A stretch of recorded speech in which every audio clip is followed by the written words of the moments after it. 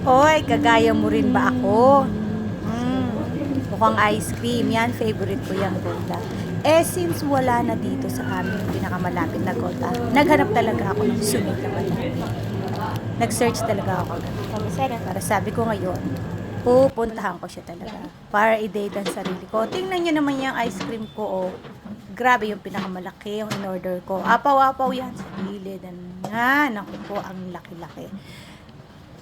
Busog match ako dyan.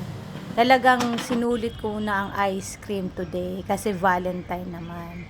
At talagang inubos ko yan. Si kuya talaga siniksik yung ice cream. Natuwa siguro sa akin kasi malamig nga naman. Umulan pa kanina ng pagkalakas-lakas. Aba, ang dami nga nakatambay ng mga bagets. Parang hindi naman bumili. So, ako lang ata yung talagang bumili ng malaki pa. Oo, diba? Enjoy ka Kaya ice sa cream. tuwa niya, siniksik niya. Ayan o, kita niyo naman yung cone. Putok! Puputok na. Ay, solve na solve ako dyan. Mauulit yan, medyo matagal pa. Kasi today is my last day of the sweets. Kaya nilubos-lubos ko.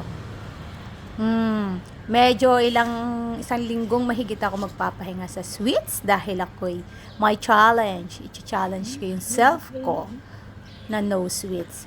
Pero bago ko i-challenge, i-donate ko muna ang sarili ko at nagpakabusog ako sa favorite ice cream ko, sa favorite flavor ko. So, yun lang mga kabebang. Hanggang sa muli, oh, ngiting busog ang bebang. Bye-bye.